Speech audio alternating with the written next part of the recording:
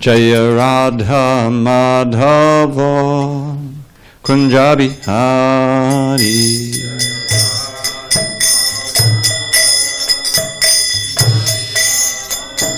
Jaya Radha Madhava Kunja Bihari.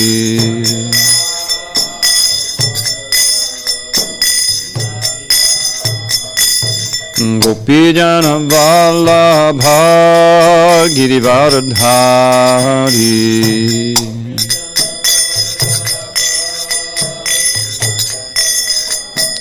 Jai Gopijana Vallabha Girivardhari.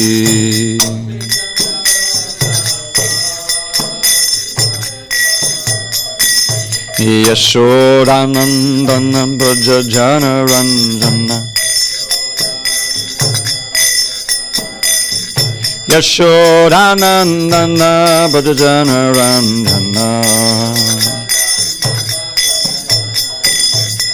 Yamunatira Vanachari.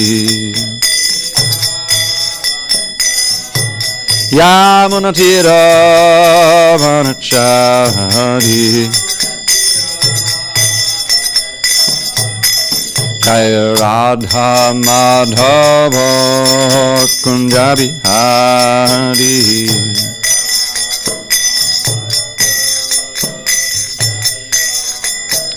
Jaya Radha Madhava Kunja Bihari.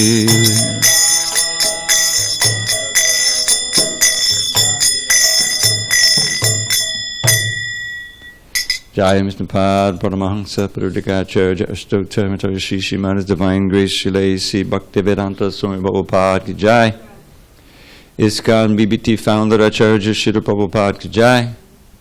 Jai Om Vishnupad Paramahansa Parudikacharya Ashtottamatarya Shri Srimad Divine Grace Shri Bhakti Siddhanta Saraswati Thakur Ki Jai.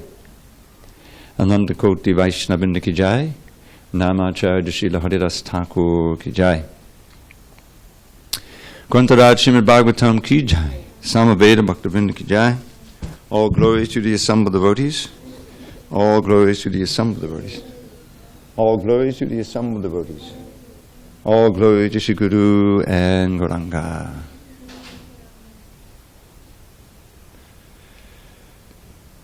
Okay. Sorry, I wasn't expecting to lead that kirtan.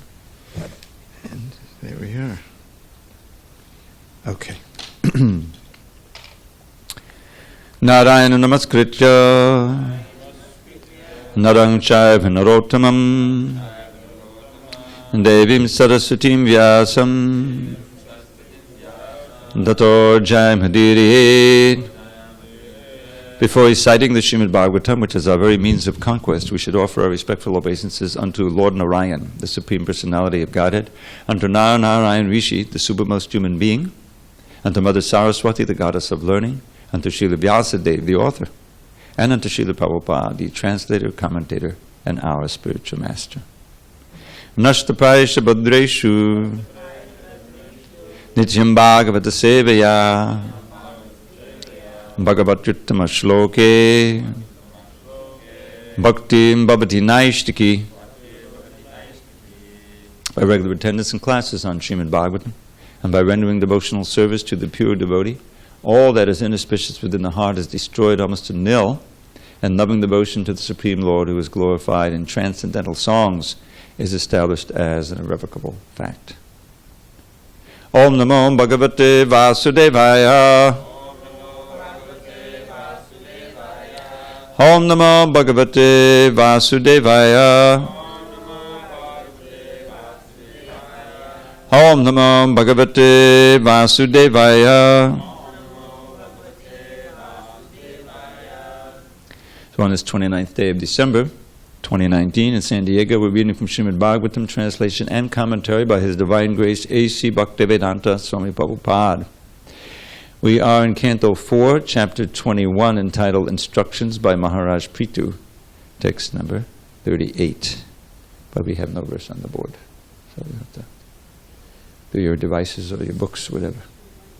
Do you want to look on? Is it? I don't know if you can. See it. Brahmanya Deva Purushak Puratano Nityam Hariyak Chadanabi Vandanat Avapya Lakshmim Anapahinim Yasho Jagat Pavitram Chamahattamagvanihi Brahmanya Deva Purushak Puratano Nityam Hariyat Chadanabhivandanat Avapya Lakshmim Manapahinim Yasho Jagat Pavitram Chamahattamagvanihi Brahmanya Deva Purushak Puratano Nityam Hariyat Chadanabhivandanat Avapya Lakshmim Manapahinim Yasho Jagat Pavitram Chamahattamagvanihi. Go ahead, Parameshwar. Brahmanya Devak Purushak Puratano Nityam Hariyat Chadanabhivandanat Avapya Lakshmim Manapahinim Yasho Jagat Pavitram Chamahattamagvanihi.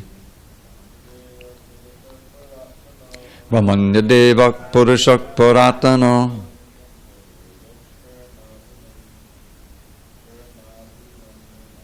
Nityam Hariyat Charanabhivandanat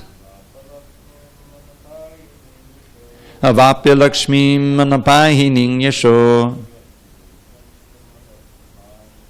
Jagat Pavitram Chamahattamagvanihi. Ujay. Brahmanya Devak Purushak Puratano Nityam Hariyat Chadanabhivandanat Avapya Lakshmi Manapahinim Yasho Jagat Pavitram Chamahattamagvanihi. Jai Shri.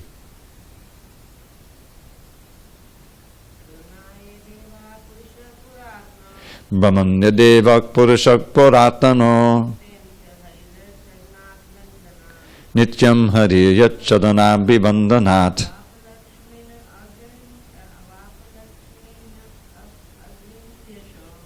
Avapya Lakshmim Anapahinim Yasho Jagat Pavitram Chamahattamagvanihi. I'm assuming that's it. You want to try it? No. Brahmanya Deva, the Lord of the Brahminical culture. Purushaha, the Supreme Personality. Puratana, the oldest. Nityam, eternal. Harihi, the personality of Godhead. Yat, whose. Chadana, lotus feet. Abhivandanat, by means of worshipping. Avapa, obtained. Lakshmim, opulences. Anapahinim, perpetually. Yashaha, reputation. Jagat, universal. Pavitram, purified. Cha, also. Mahat, great. Tama, supreme. Agvanihi, foremost. Translation. The Supreme, this is Maharaj Prithu instructing the citizens.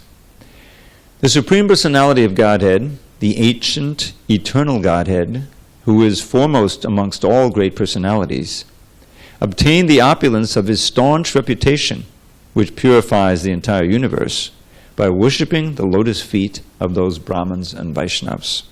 Purport. The Supreme Person is described herein as Brahmanya Dev. Brahmanya refers to the Brahmins, the Vaishnavas, or the Brahminical culture, and Deva means worshipable Lord. Therefore, unless one is on the transcendental platform of being a Vaishnava, or on the highest platform of material goodness, as a Brahmin, he cannot appreciate the Supreme Personality of Godhead. In the lower stages of ignorance and passion, it is difficult to appreciate or understand the Supreme Lord. Therefore, the Lord is described herein as the worshipable deity for persons in Brahminical and Vaishnava culture. Namo Brahmanadevaya Go Brahman Hitaya Cha Jagad Hitaya Krishnaya Govindaya Namo Namaha. This is from the Vishnu Purana 1:1965. Lord Krishna, the Supreme Personality of Godhead, is the prime protector of Brahminical culture and the cow. Without knowing and respecting these, one cannot realize the science of God. And without this knowledge, any welfare activities or humanitarian propaganda cannot be successful. The Lord is Purusha, or the Supreme Enjoyer. Not only is He the enjoyer when He appears as a manifested incarnation, but He is the enjoyer since time immemorial. From the very beginning, Puratanaha, and eternally, Nityam. Yat Chadana Vivandanat. Prita Maharaj said that the Supreme Personality of Godhead attained this opulence of eternal fame simply by worshipping the lotus feet of the Brahmins. In the Bhagavad Gita, it is said that the Lord does not need to work to achieve material gain. Since He is perpetually supremely perfect, He does not need to obtain anything. But still it is said that He obtained His opulences by worshipping the lotus feet of the Brahmins. These are His exemplary actions. When Lord Sri Krishna was in Dwarka, He offered His respects by bowing down at the lotus feet of Narada. When Sudama Vipra came to His house, Lord Krishna personally washed his feet and gave him a seat on his personal bed. Although He, the Lord, is the Supreme Personality of Godhead, Lord Sri Krishna offered His respects to Maharaj Yudhishthira and Kunti. The Lord's exemplary behavior is to teach us. We should learn from His personal behavior how to give protection to the cow, how to cultivate Brahminical qualities, and how to respect the Brahmins and Vaishnavas. The Lord says in the Bhagavad Gita 3:21, Yadyadacharati shreshtas tattadeve tarojanaha. Quote, if the leading personalities behave in a certain manner, others follow them automatically. Close quote. Who can be more of a leading personality than the Supreme Personality of Godhead, and whose behavior could be more exemplary? It is not that He needed to do all these things to acquire material gain, but all of these acts were performed just to teach us how to behave in this material world. The Supreme Personality of Godhead is described herein as Mahattama Agranihi. Within this material world, the Mahattamas, or great personalities, are Lord Brahma and Lord Shiva. But He, Lord Krishna, is above all of them, above them all. Narayanak Paro Vyaktat. The Supreme Personality of Godhead is in a transcendental position above everything created within this material world. His opulence, His riches, His beauty, His wisdom, His knowledge, His renunciation, and His reputation are all Jagat Pavitram, universally purifying. The more we discuss His opulences, the more the universe becomes purer and purer. In the material world, the opulences possessed by a material person are never fixed. Today one may be a very rich man, but tomorrow he may become poor. Today one is very famous, but tomorrow he may be infamous. Materially obtained opulences are never fixed, but all 6 opulences perpetually exist in the Supreme Personality of Godhead, not only in the spiritual world, but also in this material world. Lord Krishna's reputation is fixed, and His book of wisdom, Bhagavad Gita, is still honored. Everything pertaining to the Supreme Personality of Godhead is eternally existing. Om Jnana Timarandasya Jnanandjana Shalakaya Chukshu Unmidatam Mena Tasmai Shri Gurave Namaha. I was born in the darkness of ignorance, but my spiritual master Srila Prabhupada opened my eyes with the torchlight of knowledge. I offer my humble obeisances unto Him and all members of Sri Parampara. So I do want to leave a little time, because I don't know if I mentioned yesterday that it was the disappearance of Jiva and JagadisaPandita. I said it today. Anyway, it was yesterday, and I don't think we heard anything, so I'm going to read a little bit about those 2 exalted personalities. But this verse is a little bit startling.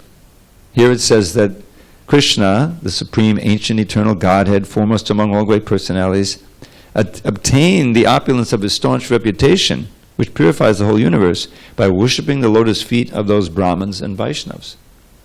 Krishna is worshipping their lotus feet. I thought they worshipped his lotus feet. Isn't that what? That's how they become, or stay, Brahmins and Vaishnavas, right? So it's a little bit surprising. And Prabhupada explains in the purport that this is exemplary action. He's doing this to teach. Remember in the Bhagavad Gita, in the same chapter, Prabhupada quoted the verse, Yad yad acharati shreshtas tattadevetaro janaha, that whoever's in a leading position, whatever they do, people automatically follow. It's just the nature of things. And unfortunately, if this person is really a rogue and a thief and a nonsense, they'll also follow that. We're getting a good demonstration of that these days. But Krishna, when he was on the planet, he was, of course, the Supreme Personality, and he was, especially in Dwarka, he took the role of really an advisor to the king. Even though everyone knew that he was the leading personality, he wasn't in the position of the king. Ugrasen was king, and Krishna installed him as king after he killed his father, Kamsa, or excuse me, his son, Kamsa. But then Krishna, dutifully, it describes how he had these 16,108 queens, and each had their own beautiful palace. And he was present in every one of them at night.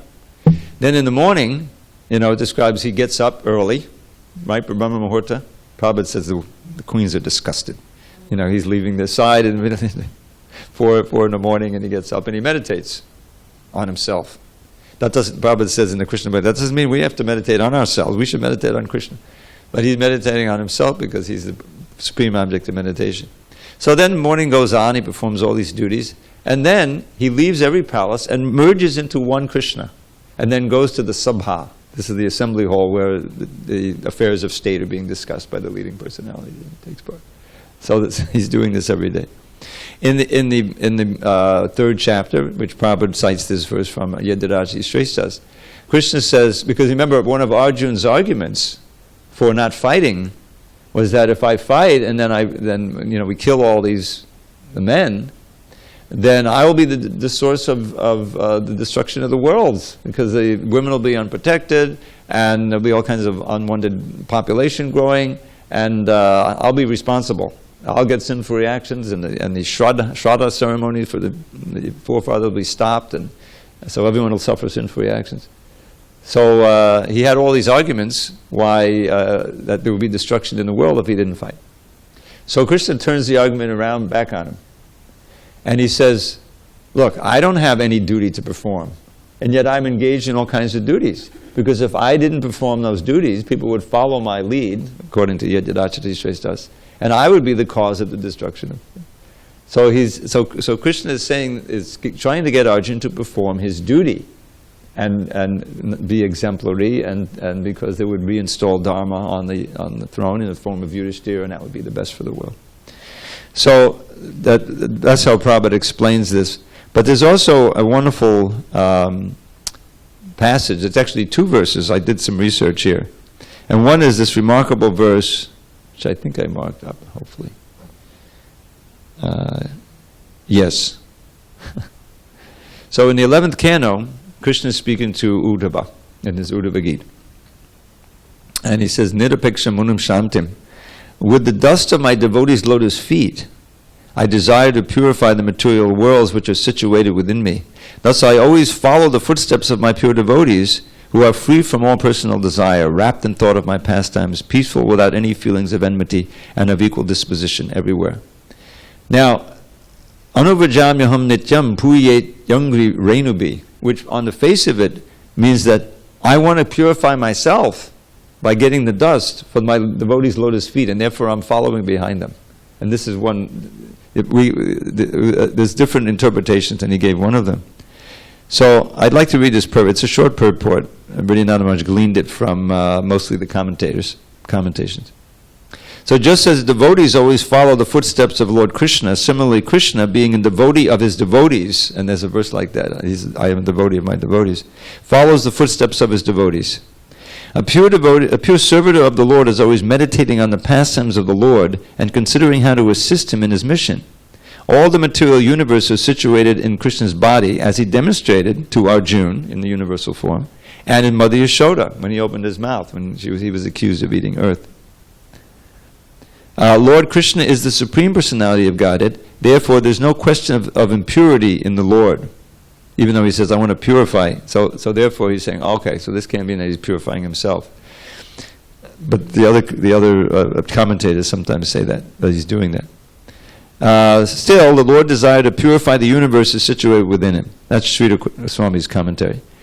Without the dust of the lotus feet of the devotees, it's not possible to engage in pure devotional service, without which one cannot directly experience transcendental bliss. Lord Krishna thought, I've established this strict rule that one can enjoy my transcendental bliss only through devotional service, obtained from the dust of the lotus feet of my devotees. Since I also desire to experience my own bliss, I will observe the standard procedure and accept the dust of my devotees' feet. In other words, it's a kind of implicating or implying his appearance of Chaitanya Mahaprabhu. Because Chaitanya Mahaprabhu took the role of a humble devotee, right? He worshipped his Guru Dev's lotus feet and so forth. And Krishna also did that, as is described in the purport. When Sudama Vipra came, his beautiful pastime, his old friend from Gurukul, and why did he have to go to Gurukul? To show the example, you know? But when he was in Gurukul, he learned these 64 arts, beginning with singing and setting gems. There's all these amazing arts. And he and Balaram learned each one of them in one day. So it was special. And then, but he did attend Gurukul. So he washed Sudama's feet. He put him on the bed. Sudama Vipra, he's skinny. He's practically starving. He's this poor Brahman. His wife, because he wanted him to survive, she encouraged him to go to his old friend Krishna. Well, I heard he's in Dwarka and he's doing quite well, So he he'll help you. So to please his wife, he goes, not for his own. And she says, you have to take something. We have to have some gifts. And he says that to her. He said, we have nothing in the house, So they borrowed some cheap chipped rice from a neighbor, ties it into his cloth, and he goes to Dwarka. And, he's so exalted when he walks, he just walks right in through all of the gates and everything, and Krishna sees him from a distance, and he says, oh, there's my old friend Sudama. And then he gives him a big hug and puts him on the bed, Rukmini's bed, and she starts fanning him. She's the goddess of fortune. And all of the servants are there, who is this Brahman who's so skinny, so tattered, has nothing. And then washes his feet and feeds him, and talks to him nicely. And then they started reminiscing. So, and then he also, as Prabhupada mentions in that purport we read, he bows down to Narada. And the most amazing thing is when the Rajasuya sacrifice was performed by Yudhishthira, after Krishna figured out how to kill Jarasandha, who was standing in the way, by having Bhima kill him. It was the whole thing. So then he goes, and all of these personalities took up different posts, functions. So I remember Duryodhana, he was taking the post of receiving and keeping track of all of the gifts and the tribute that was coming. And it describes in another place how he's becoming more and more envious because Yudhishthira was getting, he was supposed to be the king, but Yudhishthira is getting all the honor. So what was Krishna's role? Who remembers? Remember? Washing the feet. He's washing the feet of all the exalted guests who come. Krishna's washing the feet. So that's directly. So now Krishna's saying, I want to experience my own bliss, and I can only do it by getting the mercy of the devotees. So now I will observe the standard procedure and accept the dust of my devotees' feet. Madhvacharya points out that Lord Krishna follows the footsteps of his devotees in order to purify them, the devotees. As the Lord walks along behind his devotees, the wind blows the dust of his own feet in front of his devotees, who then become purified by contact with this transcendental dust. One should not foolishly look for material logic in these transcendental pastimes. It's simply a question of love between the Lord and his devotees. So that's the verse that we're reading today. And this is Maharaj Prithu, who's appreciating all of these fine points of transcendental truth. How we always have to remember, we read about how Krishna left the gopis, with the Krura, and then he didn't come back after killing Kamsa, and he left them abandoned for so long, He says, how is that so cruel? They love him more than anything, and they're pining away the years, But there's this Lalita Madhava, which is a play written by Rupa Goswami, where he describes in detail how much Krishna, just like the gopis are longing for Krishna, he's longing for them. He's dreaming at night, so much so, and wakes up and he's, Radharani, where are you, So all of what can we do to relieve his trouble? So they make a new, this is the first, new Vrindavan, right in Dwarka, with, beautiful statues of Yashoda and the cows and all the gopis and the gopas and everything. So when Krishna, he sees, and he takes him to be real, in his trance, and he starts talking to Mother Yashoda. He's puzzled why she's not answering him, and all these things are going on, just to relieve his separation. So he exactly reciprocates our attitude toward him, and he shows by example. Now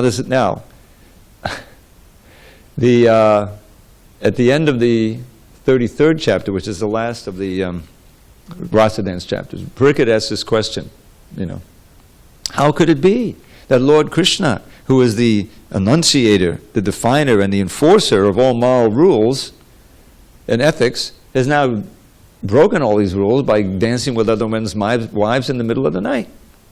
How is this? How could it be? He's asking for.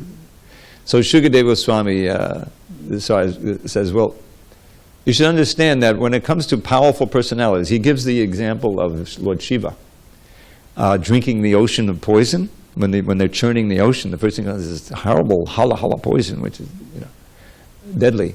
So to bless the world, he drinks the poison, the ocean of poison. Because he's so powerful, it only has one effect. It makes his neck a little bit blue. And therefore he's called Nilakanta, bluish neck. But if we touch the drop of it, we would immediately die. You see? So the point is that great powerful personalities can transgress ordinary morality, and they're not damaged with any kind of sinful reaction or anything like that. So the conclusion of this is, and this is pertinent to this, is that we are meant to follow the example of great personalities, including Krishna, when their activities comport with their instructions. So we follow Krishna in worshipping the Vaishnavas and the Brahmins, and glorifying them, doing so many things, performing our duties, nicely. But we don't follow him in illicit affairs with other men's wives or husbands or anything like that. That's a different kind of pastime. And to find out what follow, what not, then we have to consult the spiritual master and the Vaishnavas and the Brahmins. So that's an important point, because the Prakrita Sahajiyas, materialistic devotees who takes everything lightly, they don't follow the Shastra, they just want to dance, and chant and be in Krishna's Rasa dance. They don't follow this point, They're not. They're just trying to imitate Krishna. Imitation is wrong, but following in the footsteps when appropriate is proper. So, but the real sweet aspect of this is that, just like when Durvasa goes to Vaikuntha to try to escape the chakra, which had annihilated the kritya that he produced to try to burn Ambarish to ashes. There's this great yogi named Durvasa. You know what his name means? I know you weren't here. We learned. I always thought it meant that his clothes are far away. In other words, that he's naked. But that's wrong. That was just my speculation. Durvasa means he's very difficult to live with. Because he's very proud and arrogant, and you never know. You may cross him, and then he's going to curse you or do something, yogic, and he'll be dead. So anyway, he was envious of Ambarish, who was a great devotee, king. But but Durvasa was a Brahmin, and Ambarish was a Kshatriya, so he should have been honored, and he was honored by Ambarish. But he thought that people should give him more honor. So anyway, it's a long story. I won't recount it again. But he conspired to make Ambarish make a little offense against him, but the Kadashi thing was complicated. So then his response, completely out of proportion, he creates this kritya. I looked it up. It's a female demoness made of fire, who then does your bidding. And he said, "Okay, go annihilate Ambarish." He took a hair. They have this powerful hair, and created this demoness. So what was Ambarish's response? If Krishna wants me to be burned in ashes, that'll be okay. Hare Krishna, Hare Krishna, Krishna Krishna, Hare Hare, Hare. Didn't flinch. This is the sign of a great devotee, like Haridas Thakur or Prabhupada. So he didn't flinch, and he had the chakra, Krishna's chakra, which had already been given to him. You know, he didn't call the chakra, but the chakra, Krishna sent the chakra to annihilate that Kritya, and then go after Durvasa. Now Durvasa should have said, oh, well, my great good fortune, I'm going to be killed by the chakra. What a blessing, Hare Krishna. No, he didn't do that. He ran. Help, help.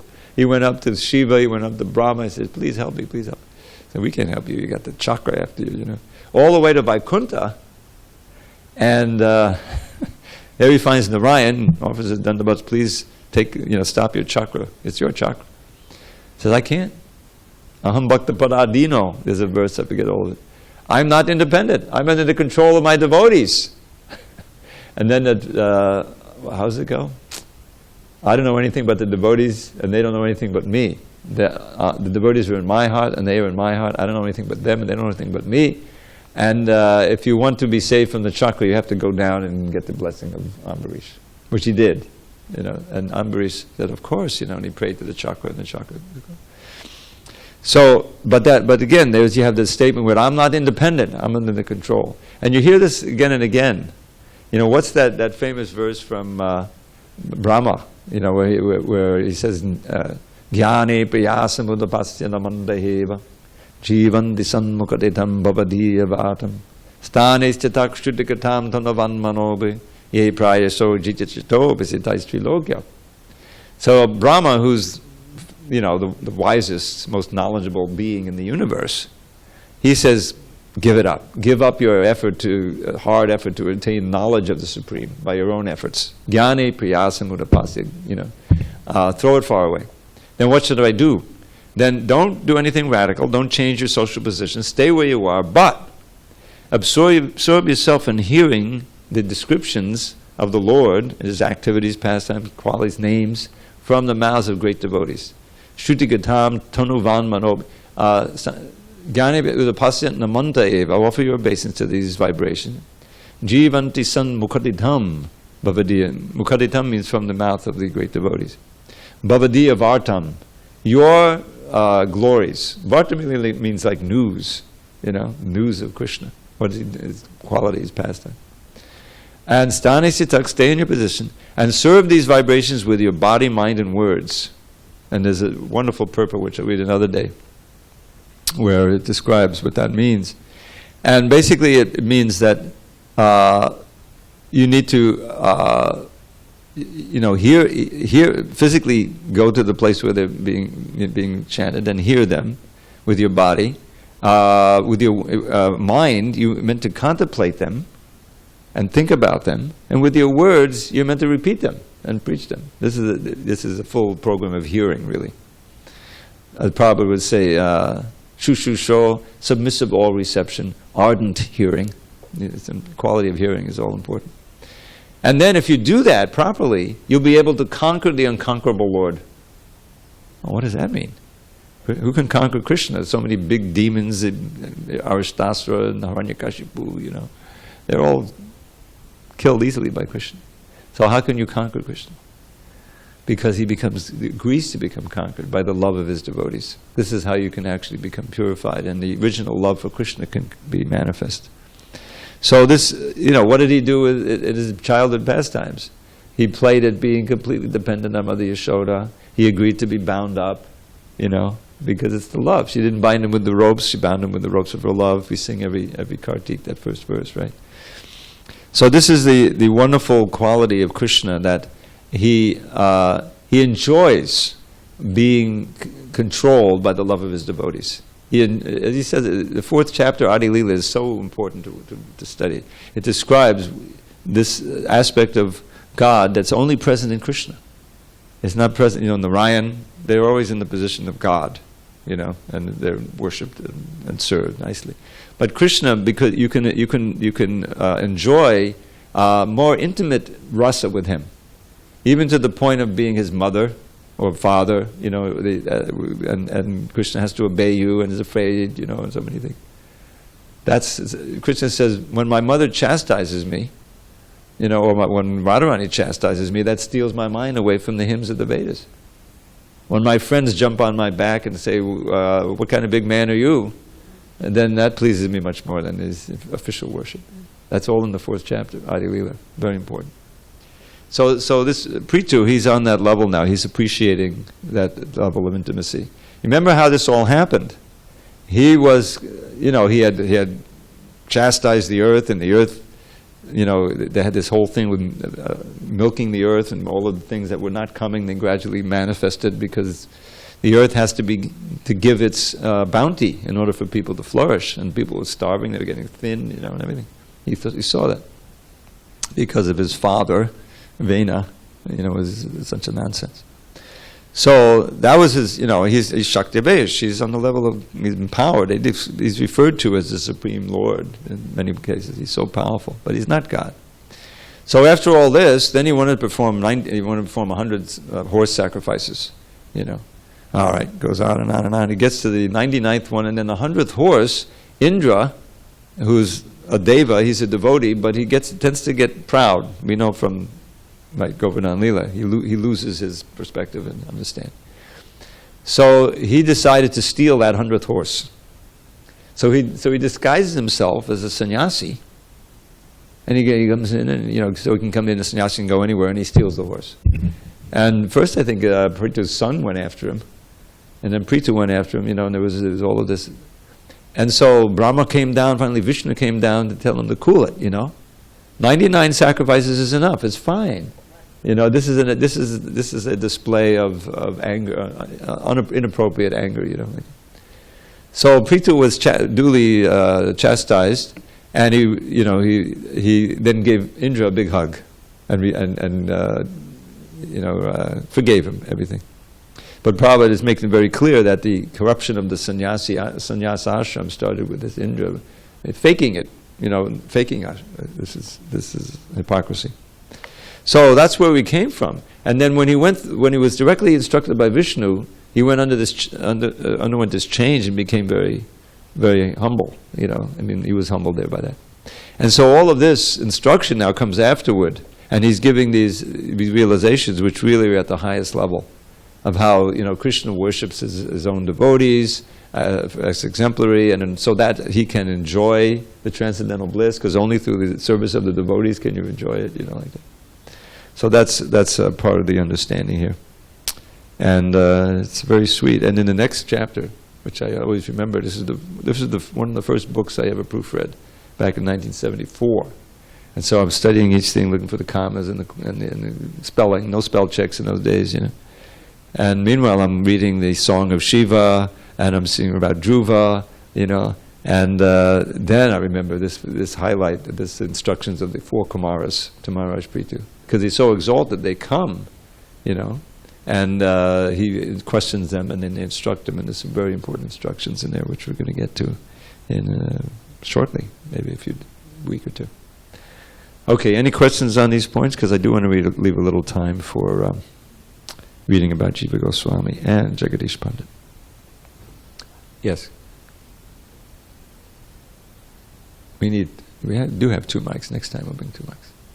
One for the ladies, one for the men. Push it up as hard as you can until the green light goes on. That's not on. Let me see it. There you go. You mentioned that Krishna reciprocates our attitude towards him. So yeah. I was thinking, so when we ignore Krishna, when we are in mortal passion or ignorance, goodness as well. So that's Krishna. Let's say we're in goodness, so he intensifies our goodness, and we are more in ignorance. So he reciprocates that way. Would that give us more ignorance, or he just? He's not giving us more ignorance. Okay. The thing is, he's always paying attention, because he's always in our heart, as the super soul. So he never stops paying attention to us, but we, unfortunately, stop paying attention to him. So at that point, it's more he's reciprocating by putting us under the care, quote, of the material energy. And we're still relating to him because it's his energy, and since it is him, there's a verse where it says, "Idam vishwan Bhagavan." This universe is Bhagavan. What? I thought Bhagavan is Bhagavan, Krishna. This universe is Bhagavan, but it's Ivetara, but it seems not to be him. It seems to be something else. So this is Krishna. And he relates to us through the material energy, because that's what we want to relate to him with. We want to forget about Krishna, the person, where we have to serve, and we want to enjoy the material energy. Actually, we're serving the material energy. We're serving our senses, serving our lust, serving our greed and anger. So we're slaves, and we're thinking we're enjoying, but then comes the suffering. As soon as you try to enjoy the material energy, it won't be long. You just be patient, where the suffering will come, without fail. Yehi sangsparjita bhoga, dukkha yone evate. These are the words of God. That your enjoyment of the senses is the source of your misery. So that's the lesson. We have to learn the lesson from that. Now, we won't learn the lesson unless there is some book or person who can tell us why we're suffering and what this whole thing means. And that's why he never leaves us without some kind of ability to do that. Now, we may be in a part of the world where it's not available, like America, before Prabhupada came. But then you keep taking birth, it's just the nature. Until we get the chance to contact someone who can explain to us the whole thing. So we want to relate to Krishna personally. That's the personality of guided. We still relate to the material energy, but only as an instrument to serve Krishna, not as an instrument to serve our desires.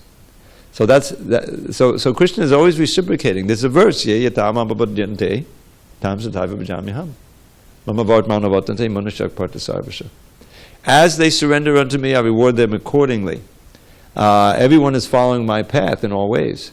So everyone's worshipping Krishna, but only a few in this world are worshipping him directly. Most are worshipping him through the energy. And if you worship through the energy, then you get your just desserts.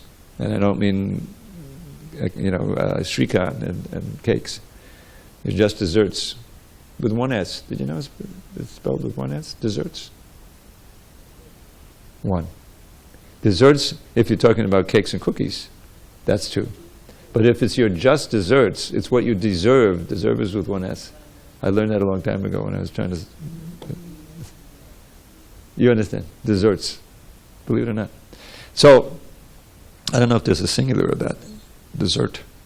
But in any case, we're always getting what we deserve. And when we are able to accept the instructions of the great souls, either directly through books or whatever, as to why we're suffering and how we can mitigate the suffering, then we start serving Krishna directly, and Maya releases us. The first installment of that you can feel, and devotees can feel as soon as you begin chanting seriously, is the pull of the enjoying mood and the things of this world are released. Gradually they diminish, and eventually it's just like abominable. The things that you used to enjoy, you see as abominable now. Yadavadi, I just heard in this lecture this morning, I listen to the lecture every morning. Yadavadi mamacheta krishna padada binde navanamanasadhaman yuddhatam rantamasi tadavadi patanadi sangame smaryamani bhakti-mukha-bhakaru sishtanishti. This is a verse written by Yamunacharya, and he's saying he was a great king, then he became a great devotee.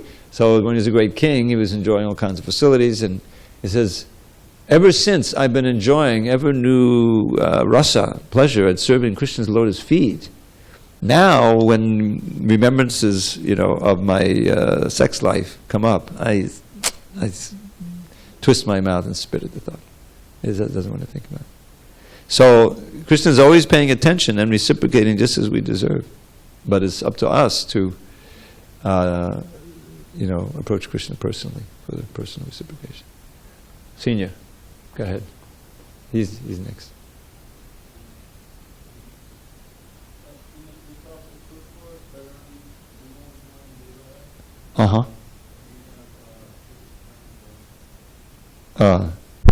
We have Lord Krishna, the Supreme Personality of Godhead, is the prime protector of Brahminical culture and the cow.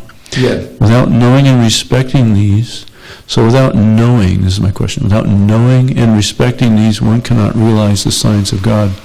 So what does that mean, knowing the cow? Does that mean, I'm curious as to what that word knowing is referring to. English question, editing question. I'm not sure. Let's see. I'm not sure. I'd like to look it up and see if that's what Prabhupada actually said, because what I understood when I read that, because I wasn't thinking like that, so analytically. Without knowing this and respecting these, you know what I'm saying? Without knowing that Krishna is prime protector of Brahminical culture and the cow, then you have to know that and respect them also, follow in his footsteps. But that's not, you're right, that's not what it says. It says without, I can understand about knowing Brahminical culture, that makes sense. But knowing the cow, I mean, really, Prabhupada would often use a singular to mean a plural, like the American soldier, gets more training than any other soldier. Maybe that's not true, but meaning all the soldiers. You know what I mean? That's a way of speaking. So obviously it's the cows, that he has a meaning here. And I don't know what he means, if you literally meaning, it means knowing the cow. I don't think it's what he meant.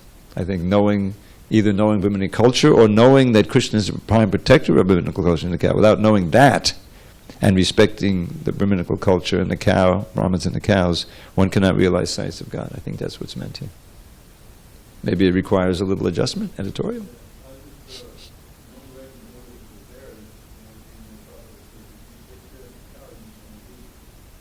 Yeah.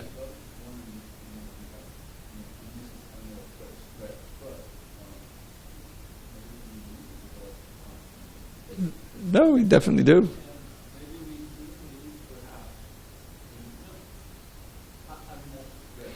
Well, there's not much of a stretch. I mean, Prabhupada mentioned that. I mean, yeah.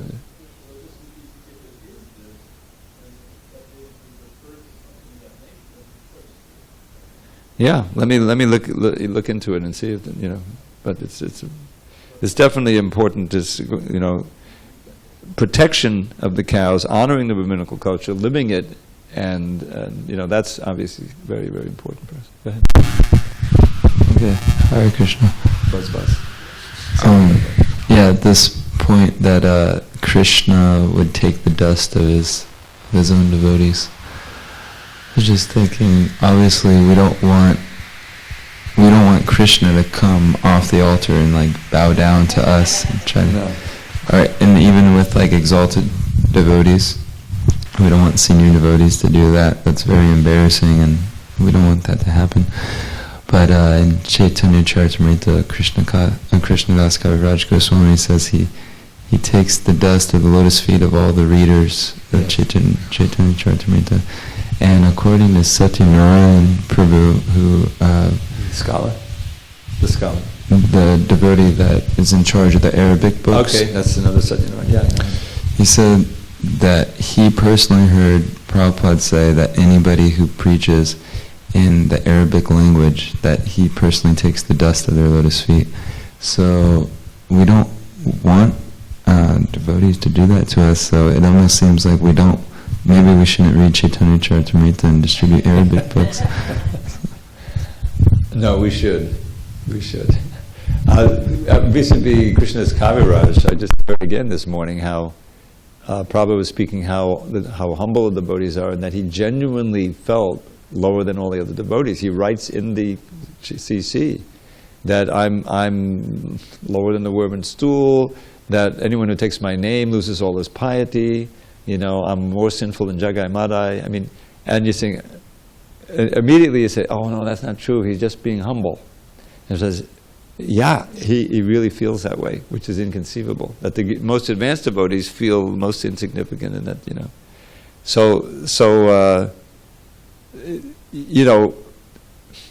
if we get if they get an opportunity to actually take the dust of your feet, you do want to run away. Because that's our response to that. No, it's not true. But what's significant is that they really feel like that, and this is what's so touching about this whole scene with Krishna taking the dust of his own devotees' feet. In other words, the ordinary laws, even of etiquette, don't apply. Oftentimes when it comes to Krishna and his pure devotees, all kinds of things happen that are just amazing. I mean, it brought to mind, the thing. I mean, the classic is how Krishna said, he had a headache. Remember the headache pastime? Has a headache, and the only thing that'll cure it is the dust from my devotees' feet. And so they went around, this is Vrindavan, and said, oh no, we can't give Krishna dust, we'll go to hell. We'll go to hell. So they came to the gopis, said, oh really, that's the only remedy? Please take all the dust, we'll go to hell for any, as long as he doesn't have a headache. So that showed the gopis are so advanced, they don't care about their own situation, they're just caring about Krishna's pleasure, yeah.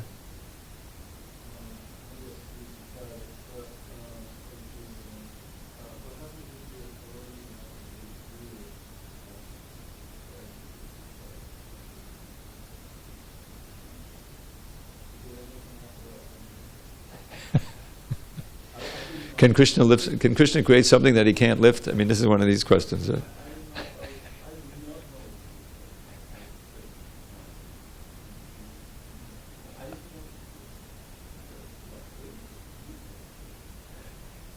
Well, I think Lord Chaitanya showed there was the prime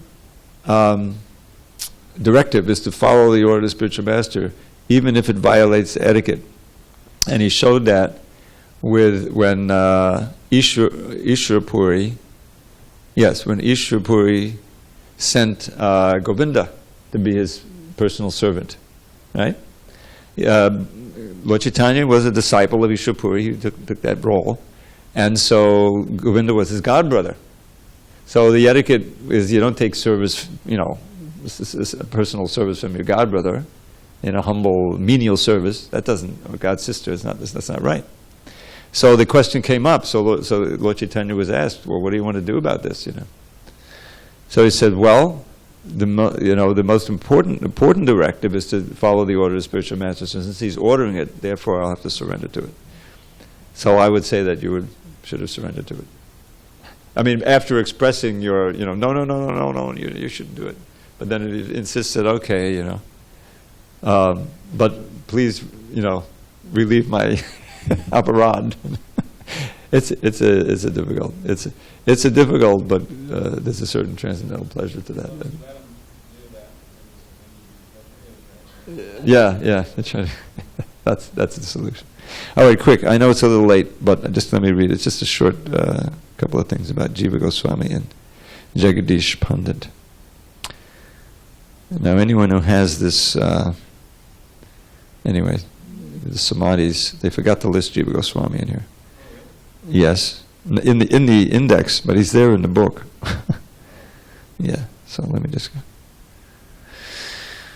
Okay, appearing as the nephew of Rupa Goswami and Sanatana Goswami, Jiva Goswami displayed all the charming features of a Mahapurush, a divine person. He had lotus eyes, a high nose and forehead, broad chest, long arms, and a radiant golden body. In his boyhood, he made a deity of Krishna Balaram. Expressing his pure devotion, he would often cry while worshipping them.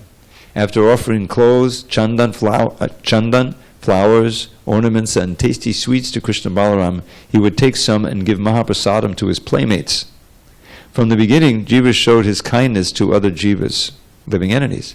Jiva was so much attached to Krishna Balaram that at bedtime he would embrace the deities and fall asleep. His parents thought he was only playing, but the villagers rejoiced to see Jiva's love for Krishna and Balaram. In school, he quickly mastered Sanskrit grammar, poetry, logic, philosophy. srimadbhagavatam gave life to his life. Krishna Katha filled him with happiness. No one dared to speak to him about anything but Krishna. He toured Navadvip Dham with Nityananda Prabhu, studied Sanskrit in Benares, and then resided in Vrindavan.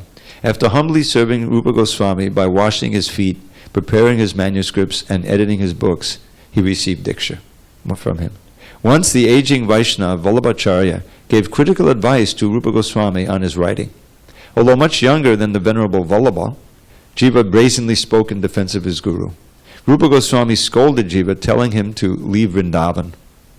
Living in an abandoned crocodile hole in Nandagad, 45 minutes from Rupa's Bhajan Kutir, Jiva Goswami began fasting.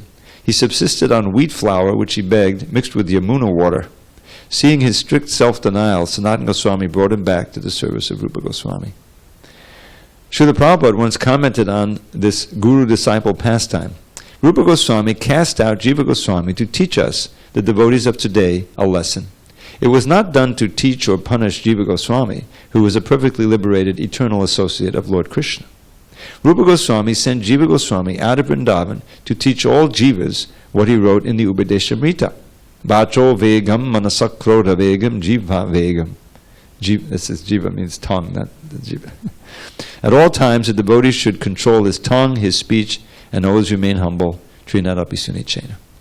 After the disappearance of Rupa and Sanatan, Jiva Goswami became the Gaudiya Sampradaya Acharya, means the Acharya of the whole Sampradaya or disciplic session, to guide all Vaishnavas in Navadvip, Vrindavan, and Jagannath Puri. Although he was the undisputed leader, he always acted as a humble servant of all the Jivas. Whenever Bengali Vaishnavas visited Vrindavan, he would lovingly receive them, arrange for prasadam and comfortable rooms, and even guide them on Brajmandal Parakram. A super excellent Sanskrit scholar, Jiva Goswami would compose Sanskrit verses in his mind and write them down without changing anything. Write them down means he used a metal stylus to permanently etch them in palm leaves. This inscription method left no room for erasing, editing, rewriting, or running a spell check. Yet, each verse was a priceless gem of perfect meter, rhythm, poetry, and meaning. He was the greatest philosopher in all of Indian history. Contemporary Sanskritists call him the greatest scholar who ever lived.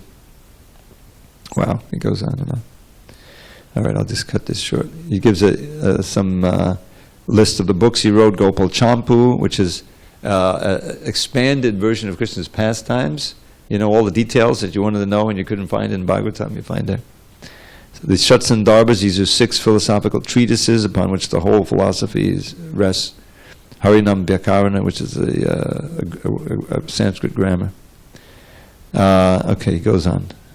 I'm not going to go into detail, but I'll give you a sample of the Sanskrit. I want to memorize some of these songs from the Gopal Champu. So here's one. You just get this feeling of incredible poetry. This is describing Krishna and Balaram when they come back after killing Dhenukasura and the other ass demons, and then Mother Yashoda is pampering them and feeding them, dressing them for night sleep and everything. So the refrain to the song, it's a short song, just 4 verses. Harina Harina Sahadabadalina Vajani Mukamana Janani La Tatamitikalitamjitikalina, which means Harina, which is Hari, and Halina, which is Balaram, who carries a plow, Haladar, right? So Harina Halina and Balaram, who rips apart all the enemies. Ripu Dalina. The ripping is the Ripu is the enemy. It sounds like ripping, but Dalina is the ripping. He rips apart enemies such as Dhenukasura. He killed Dhenukasura. Harina Halina Sahadabadan Janani Mukam. So when the face of night is coming, in other words, evening comes and they come back. Janani Lalita Milikaditam Jitikal. They come into the house, and Mother Yashoda, she pampers them in all kinds of ways. And so, just one of the verses says, Niyamanchana Nirajana Marjana Badana Lokana Vachana. Marjana Marjana Sambastradana Pastad Pundaka Satana. So, first when they come in, she prepares for an arti. This is called Nirmanchana. Prepares all the things. And then she does Nirajana, which is the offering of the lamp, you know. So she's doing an arti for them. You don't read about that in Krishna book. It's standard every night. Nirma Nirajana Marjana, she wipes off all the, you know, first the preliminary cleaning, wiping off all the dirt from the forest and everything. They've been out all day. Vadana Lokana Rachanam, and she looks at their faces with great love and appreciation. Then she gives them a massage. Then a full immersion bath. Then she dresses them in the pajamas. And then she puts on the tilak. Anyway, it goes on like that. So just real quick about Jagadish Pandit. Real short, this one, then I'll let you go. Jagadish Pandit, this is from the Chaitanya Charitamrita. Jagadish Pandit was the savior of the world. He was a monsoon cloud of Krishna prema, pouring showers of mercy upon everyone. Jagadish Pandit and his brother Mahesh lived near Jagannath Mishra in Sridham Mayapur. Jagannath Mishra was Lord Chaitanya's father. One Ekadashi day, baby Nimai was crying constantly. He stopped after taking Mahaprasadam rice in Jagadish Pandit's home. Then Nimai performed a miracle. Jagadish Pandit swooned in ecstasy upon seeing baby Gauranga manifests a beautiful form with a monsoon cloud blue complexion, shining like lightning and adorned with a shimmering peacock feather. This is not in the CC. After moving to Jagannath Puri, he's manifesting a form as a little baby Krishna. Yeah, monsoon cloud complexion. After moving to Jagannath Puri, Lord Chaitanya asked Jagadish to come help spread the Harinam Sankirtan movement. Taking Lord Jagannath's permission, Jagadish Pandit took a deity of Jagannath back to Navadvip to worship in the village of Jashore. In Krishna's Nitya Leela, Jagadish Pandit serves as the dancer Chandrahasa, or a Nagapatni, or wife of Kaliya. Interesting there. Vara. All glories to Srila Prabhupada. Hari Hari Bol. Thanks for your attention. I'm sorry? Go ahead, real quick.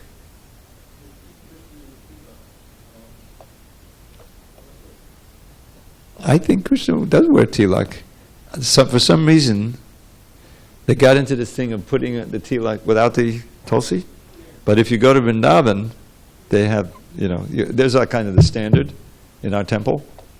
He has full tilak on there. Now the thing that really amazes me, and I don't know why, but you never see Radharani with tilak. I'm not sure why, but Krishna's he's a devotee of Vishnu, pious Vaishya family.